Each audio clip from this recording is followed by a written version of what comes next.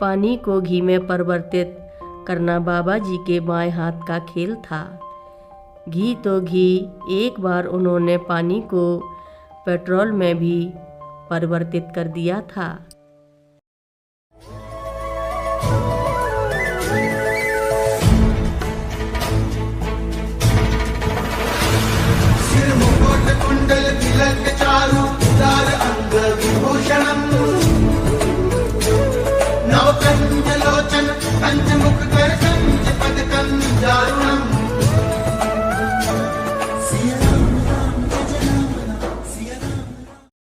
महाराज जी के आज के विशेषांक में रक्षा सूत्र परिवार के सभी सदस्यों का हार्दिक स्वागत है।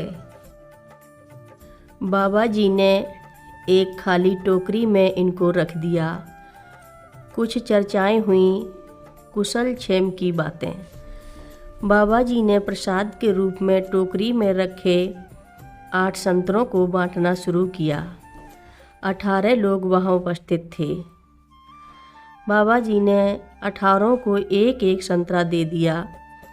लोगों का आश्चर्यचकित होना स्वाभाविक था कि 8 संतरे 18 कैसे बन गए।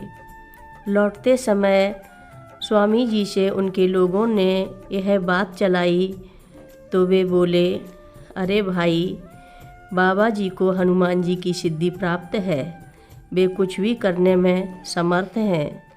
बाबा जी तो बेमौसम के फल भी अपने कम्बल के नीचे से उत्पन्न कर सकते थे। एक घटना कुमाऊं रेजिमेंट के मेजर सुनंदा और उनके परिवार के साथ घटी। श्री सुनंदा अक्टूबर 85 में अपनी पत्नी के साथ कैंची धाम मंदिरों के दर्शन करने के लिए आए थे। बाबा जी इस समय तक दिवंगत हो चुके थे और उनका संगमरमर का विग्रह कैंची धाम में बैठाया जा चुका था। वह विग्रह को नमस्कार करने के बाद श्रोता वहाँ उपस्थित लोगों को सुनाने लगे। उनका कहना था, जब बाबा जी कैंची धाम में थे तो वे उनके दर्शन कर कार से रानीखेत पहुँच रहे थे। मार्ग में उन्हें खैरना के पुल पर बाबा जी बैठे दिखाई पड़े। थोड़ी देर पहले तो उन्हें कैंची में छोड़कर श्री नंदा लौटे थे, वह भी कार से। बाबा जी यहाँ कैसे पहुँच गए, यह विस्मय की बात थी। जो बाबा जी की लीलाओं को जानते थे उनके लिए यह कोई आश्चर्यजनक घटना नहीं थी। यह तो पहले ही उल्लेखित किया जा चुका है कि वे क्षण मात्र में कहीं से कहीं पहुंच सकते थे। उन्हें तो मन की गति जो हो, मेजर नंदा ने अपना आश्चर्य व्यक्त कर ही दिया। बाबा जी, आप यहाँ कैसे?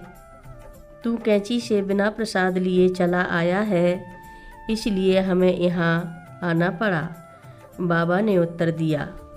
अपने कंबल से तत्काल उन्होंने एक आम निकाला और प्रसाद के रूप में उसे ही प्रदान किया।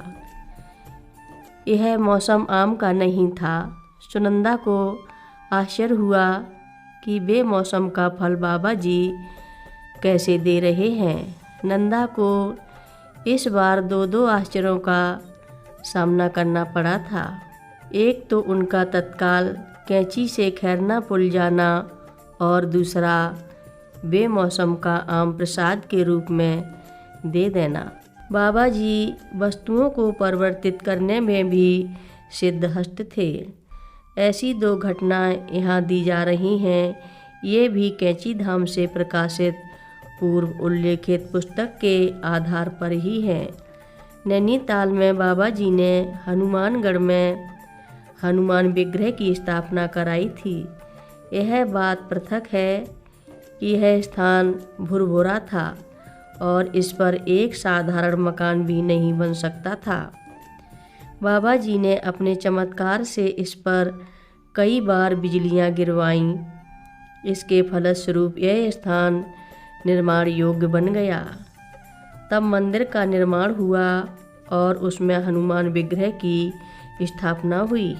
इस उपलक्ष्य में एक बड़ा भंडारा हुआ। भंडारे के लिए काफ़ी सामान मंगाना पड़ा। फलस्वरूप घी की कमी पड़ गई। बाबा जी को इसकी सूचना दी गई। उन्होंने कहा कि भंडार घर में कनस्तरों में घी पड़ा हुआ है, उन्हें जाकर ले आओ। कनस्तर तो पहले देखे जा चुके थे, उनमें घी नहीं था। बाबा जी ने कुछ कनस्तरों में जल भरवा दिए थे, कुछ लोगों को कहकर।